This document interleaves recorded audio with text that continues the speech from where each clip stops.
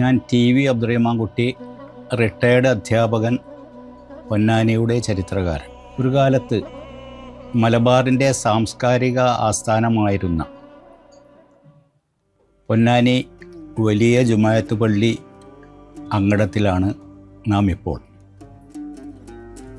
ഒരുപാട് ചരിത്ര സംഭവങ്ങൾക്ക് സാക്ഷ്യം വഹിച്ച പ്രദേശമാണ് പൊന്നാനി. നൂറ്റാണ്ടുകളായി പൊന്നാനി വിദേശ രാജ്യങ്ങളുമായി വ്യാവസായിക ബന്ധമുണ്ട്. ആ വ്യാവസായിക ബന്ധത്തിൻ്റെ അടിസ്ഥാനത്തിൽ അറബികൾ ആദ്യമായി പൊന്നാണയം പ്രചരിപ്പിച്ച പ്രദേശമായതിനാലാണ് പൊന്നാനി എന്ന് പേര് സിദ്ധിക്കാൻ കാരണമെന്ന് ചരിത്ര ഗവേഷകന്മാരെല്ലാം തന്നെ രേഖപ്പെടുത്തിയിട്ടുണ്ട്. അതോടൊപ്പം തന്നെ പൊന്നാനി ഒരു കാലത്ത് കേരളത്തിൻ്റെ മലബാറിൻ്റെ സാംസ്കാരിക ആസ്ഥാനമായിരുന്നു. ആ ഒരു പാരമ്പര്യം ഇന്നും തുടർന്നു വരുന്നുണ്ട്. 16-ാം നൂറ്റാണ്ടിലെ പൊന്നാനിയുടെ അല്ലെങ്കിൽ മലബാറിൻ്റെ ഒരു സമന്വയ ചരിത്രം പരിശോധിക്കുമ്പോൾ പൊന്നാനി അതിൻ്റെ ആസ്ഥാനമായി കാണാവുന്നതാണ്. അതിനുള്ള പ്രധാന കാരണം എന്ന് പറഞ്ഞാൽ 16-ാം നൂറ്റാണ്ടിലാണ് ഈ പള്ളിയുടെ സ്ഥാപകനായ ഷെയ്ഖ് സൈനുദ്ദീൻ മഖ്ദൂം ഒന്നാമനും അദ്ദേഹത്തിൻ്റെ പൗത്രനും കേരളത്തിലെ ആദ്യത്തെ ചരിത്രകാരനുമായ ഷെയ്ഖ് സൈനുദ്ദീൻ മഖ്ദൂം രണ്ടാമനും ജീവിച്ച് മരിച്ചത്. ഇതേ കാലഘട്ടത്തിൽ തന്നെയാണ് മലയാള ഭാഷയുടെ പിതാവായ തുഞ്ചത്ത് എഴുത്തച്ഛൻ പഴയ പൊന്നാനി താലൂക്കിലെ തിരൂരിൽ ജീവിച്ചിരുന്നത്. ഇതേ കാലഘട്ടത്തിൽ തന്നെയാണ് മറ്റൊരു ഹൈന്ദവ സാംസ്കാരിക ആചാര്യനായ പൂന്താനം നമ്പൂതിരി പഴയ പൊന്നാനി താലൂക്കിലെ ഗുരുവായൂരും ഇതേപ്രകാരം തന്നെ മൂക്കുത്തലയും ആസ്ഥാനമായി തൻ്റെ പ്രവർത്തനങ്ങൾക്ക് നേതൃത്വം നൽകിയിരുന്നത്. മറ്റൊരു ഹൈന്ദവ സാംസ്കാരിക ആചാര്യനായ മേൽപ്പത്തൂർ ഭട്ടത്തിരി പഴയ പൊന്നാനി താലൂക്കിലെ തിരുനാവായ സ്വദേശിയാണ്. അപ്പോൾ ഈ കേരളത്തിൻ്റെ 16-ാം നൂറ്റാണ്ടിലെ ഒരു സമന്വയ സാംസ്കാരിക പ്രവർത്തനങ്ങളുടെ ആസ്ഥാനം കൂടിയായിരുന്നു പൊന്നാനി. ഇതിനെല്ലാം തന്നെ മുഖ്യ പങ്ക് വഹിച്ച ഷെയ്ഖ് സൈനുദ്ദീൻ മഖ്ദൂം ഒന്നാമനാണ് ചരിത്രപ്രസിദ്ധമായ ഈ ജുമായത്ത് പള്ളി, അതായത് പൊന്നാനി വലിയ ജുമായത്ത് പള്ളി നിർമ്മിച്ചത്. ഹിജറ 925-ലാണ് ആ പള്ളി നിർമ്മിച്ചത്. അതിനോട് സമാനമായി ക്രിസ്താബ്ദ വർഷം നോക്കുമ്പോൾ 1518 നമുക്ക് മനസ്സിലാക്കാൻ സാധിക്കും.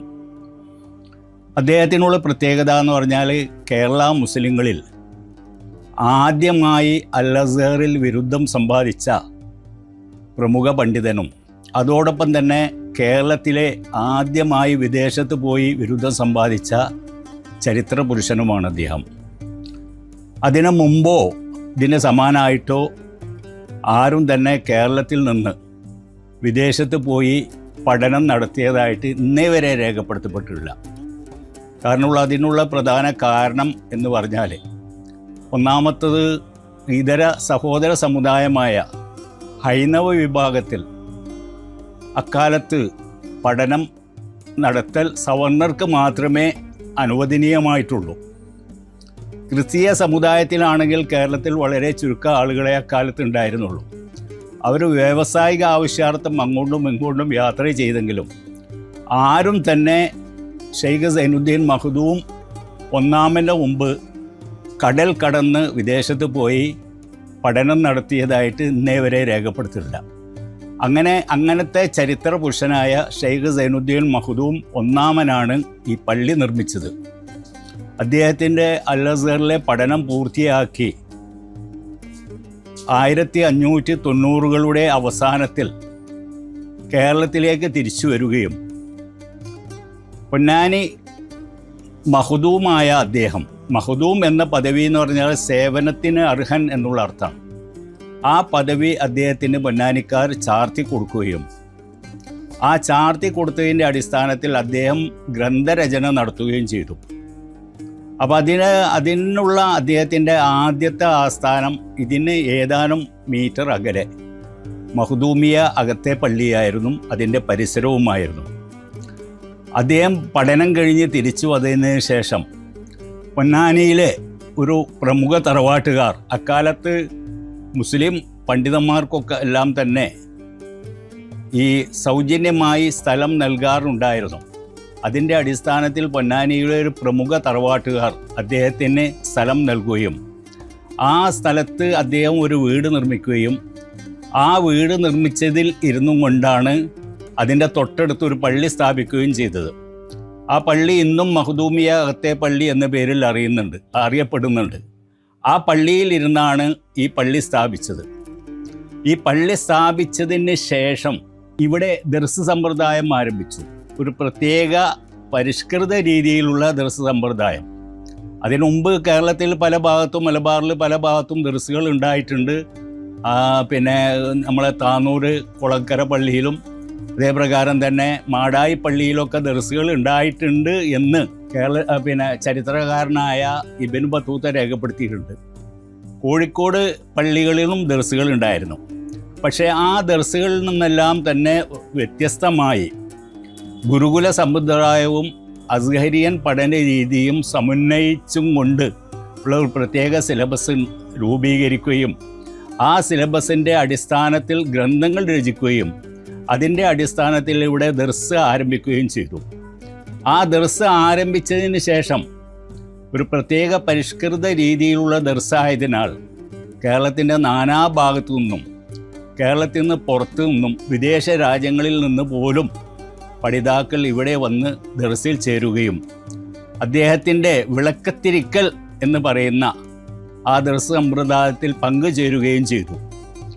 ആ വിളക്കത്തിരിക്കൽ പഠനം പൂർത്തിയാക്കിയ പണ്ഡിതന്മാർക്ക് ആദ്യമായി മുസ്ലിയാർ എന്ന പദം നൽകി. മുസ്ലിയാർ എന്ന് പറഞ്ഞാൽ നല്ല പരിഷ്കർത്താവ് എന്നുള്ള അർത്ഥമാണ്. മുസ്ലിഹ് യാറാണ് മുസ്ലിയാർ, നല്ല പരിഷ്കർത്താവ് എന്നാണ് അതിൻ്റെ അർത്ഥം. അങ്ങനെയുള്ള ഒരു ബിരുദം നൽകുകയും ചെയ്തു. അപ്പോൾ കേരളത്തിൽ ആദ്യമായി മുസ്ലിയാർ പദവി നൽകിയ ദർസാണ് പൊന്നാനി ചരിത്രപ്രസിദ്ധമായ വലിയ ജുമാഅത്ത് പള്ളിയിലെ ദർസ്. ആ ദർസിൽ നിന്ന് പഠനം നടത്തിയ നിരവധി പണ്ഡിതന്മാർ, അദ്ദേഹത്തിൻ്റെ മകനടക്കം, അദ്ദേഹത്തിൻ്റെ മകൻ എന്ന് പറഞ്ഞാൽ അല്ലാമ മുഹമ്മദുൽ ഗസാലി അടക്കം കേരളത്തിൻ്റെ നാനാഭാഗത്തും അങ്ങനെ പഠനം നടത്തിയവരെ പിന്നെ മുദരിസന്മാരായും ഖതീബന്മാരായും ഇമാമന്മാരായിട്ടും അവരെ അങ്ങോട്ട് ആനയിച്ച് കൊണ്ടുപോവുകയും ആ പ്രദേശങ്ങളിലെല്ലാം തന്നെ മഖ്ദൂമിയൻ ദർസ് ആരംഭിക്കുകയും ചെയ്തു. ആ ദർസ് ഏകദേശം 1908 വരെ മഖ്ദൂമിയൻ ദർസിൻ്റെ പാരമ്പര്യം തുടർന്നു. 1908 എന്ന് പറഞ്ഞാൽ മഖ്ദൂമാരിൽ ഏറ്റവും അവസാനത്തെ പ്രഗത്ഭനായ മഖ്ദൂം എന്ന് ഖ്യാതി നേടിയ ചെറിയ വാവ മുസ്ലിയാരുടെ അടക്കം ആ ദർസ് സമ്പ്രദായം തുടർന്നു. അങ്ങനെ കേരളത്തിൻ്റെ നാനാഭാഗത്തു നിന്നും ഈ ദർസിലേക്ക് പഠനം നടത്താൻ വേണ്ടി നിരവധി പഠിതാക്കൾ, നിരവധി വിദ്യാർത്ഥികൾ പൊന്നാനിയിലേക്ക് വന്നു. അങ്ങനെ പൊന്നാനിയിലെത്തിയവരെ അവർക്ക് ഭക്ഷണം കൊടുത്തിരുന്ന അക്കാലത്തെ പൊന്നാനിയിലെ പിന്നെ ഓരോ തറവാട്ടുകാരും വീട്ടുകാരുമായിരുന്നു. ഈ 2 വിദ്യാർത്ഥികൾക്ക് ഭക്ഷണം നൽകിയിരുന്നു എന്നാണ് ചരിത്രം രേഖപ്പെടുത്തിയിട്ടുള്ളത്.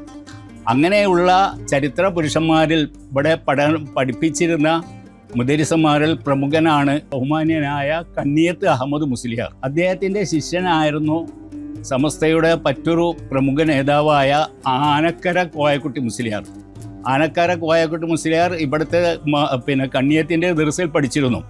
അങ്ങനെ നിരവധി ആളുകൾ, പിന്നെ നമ്മുടെ വെളിയങ്കോട് ഉമർ ഖാളി, പിന്നെ മലബാർ പോരാട്ടത്തിൻ്റെ വീര ഇതിഹാസ നായകനായ നെല്ലിക്കുത്ത് ആലി മുസ്ലിയാർ തുടങ്ങി ഒരു പറ്റം ആളുകൾ, സനാഉള്ള മക്തിത്തങ്ങൾ, മലയാളത്തിൽ ആദ്യമായി രചന നടത്തിയ സനാഉള്ള മക്തിത്തങ്ങൾ, രചന നടത്തിയ മുസ്ലിം എന്ന ഖ്യാതി നേടിയിട്ടുള്ള സനാഉള്ള മക്തിത്തങ്ങൾ, ഇങ്ങനെ നിരവധി ആളുകൾ ഇവിടുത്തെ ദർസിൽ നിന്ന് അക്കാലത്ത് പഠിച്ച് പഠനം പൂർത്തിയാക്കി സമൂഹത്തിൻ്റെ വിവിധ ഭാഗങ്ങളിലും ദീനീ പ്രവർത്തന രംഗങ്ങളിലും പ്രശോഭിച്ച മഹാന്മാരായിരുന്നു. അങ്ങനെ ദർസ് നടത്തിയിരുന്ന പണ്ഡിതന്മാരെ ഇന്നത്തെ ആധുനിക സമ്പ്രദായ പ്രകാരം തന്നെ അങ്ങനെയുള്ള പണ്ഡിതന്മാരെ ഇവിടെ പല തറവാട്ടുകാരും അവർക്ക് സഹധർമ്മിണിയായി സ്വീകരിക്കുകയും അവരുടെ പിന്നെ പല തറവാട്ടുകാരും അവരുടെ പെൺമക്കൾക്ക് ഭർത്താക്കന്മാരായി സ്വീകരിക്കുകയും അങ്ങനെ ആ പേരിൽ ഒരുപാട് തറവാടുകൾ ഉണ്ടാവുകയും ചെയ്തു. കോയ മുസ്ലിയാരകം, അവറാങ്കുട്ടി മുസ്ലിയാരകം തുടങ്ങിയ ഒരു വറ്റം തറവാടുകൾ ഈ മുസ്ലിയാമാരുടെ പേരിൽ പൊന്നാനിയിൽ ഇപ്പോഴും നിലനിൽക്കുന്നുണ്ട്. പലതും ഇതിനകം തന്നെ അന്യം നിന്ന് പോയിരുന്നു. ഈ ദർസിൽ പഠിച്ച മറ്റൊരു പ്രമുഖ വ്യക്തിത്വമാണ് മിത്തബയിൽ അബ്ദുൽ ജബ്ബാർ മുസ്ലിയാർ. സമസ്ത കേരള ജമിയത്തുൽ ഉലമയുടെ വൈസ് പ്രസിഡൻ്റായിരുന്ന മിത്തബയിൽ അബ്ദുൽ ജബ്ബാർ മുസ്ലിയാർ. അങ്ങനെ ഒരുപാട് ചരിത്ര സംഭവങ്ങൾക്ക് സാക്ഷ്യം വഹിച്ച പള്ളിയാണ് പൊന്നാനി വലിയ ജുമാഅത്ത് പള്ളി. കേരളത്തിലെ ആദ്യത്തെ പള്ളി കൊടുങ്ങല്ലൂർ ചേരമാൻ പള്ളിയാണെങ്കിലും ഇസ്ലാമിക വൈജ്ഞാനിക വ്യാപനത്തിന് തുടക്കം കുറിച്ച പള്ളിയാണ് പൊന്നാനി വലിയ ജുമാഅത്ത് പള്ളി. അതിന് മറ്റൊരു പ്രധാനപ്പെട്ട കാരണം കൂടിയുണ്ട്. പൊന്നാനി അക്കാലത്തൊരു തുറമുഖ പട്ടണമായിരുന്നു. തുറമുഖ പട്ടണം എന്ന് പറഞ്ഞാൽ പൊന്നാനിയുടെ പ്രത്യേകമായ പ്രകൃതിദത്തമായ ഒരു രീതി. പൊന്നാനിയുടെ മുനിസിപ്പാലിറ്റിയുടെ തെക്കേ തല പുഴയാണ്, അതുപ്രകാരം തന്നെ വടക്ക് ഭാഗം പുഴയാണ്, പടിഞ്ഞാറ് അറബിക്കടലാണ്. ഇത് കാരണത്താൽ പൊന്നാനിയിൽ ഒരുപാട് കച്ചവടങ്ങൾ നടന്നിരുന്നു. അപ്പോൾ ആ കച്ചവടം കാരണം പൊന്നാനി ഒരു കച്ചവടത്തിൻ്റെ ഒരു കേന്ദ്രമായി മാറുകയും ഏകദേശം ഒരു നൂറ്റാണ്ട് മുമ്പ് വരെ അത് നിലനിൽക്കുകയും ചെയ്തു. അപ്പം ഇവിടെ വന്ന് താമസിക്കാൻ അക്കാലത്ത് എല്ലാവരും ഇഷ്ടപ്പെട്ടിരുന്നു. അങ്ങനെ മുസ്ലിം ഒരു ക്രോഡീകരണ പ്രദേശം ആയി മാറുകയും ചെയ്തു. ഇപ്പോൾ പൊന്നാനിയിൽ ഏകദേശം 90ഓളം പള്ളികളുണ്ട്. അതിൽ 50ഓളം ജുമാഅത്ത് പള്ളിയാണ്. കേരളത്തിൽ ഇത്രയും അധികം പള്ളികളുള്ള ഒരു പ്രദേശം വളരെ അപൂർവമാണ്, ഇല്ല എന്ന് തന്നെ പറയാം.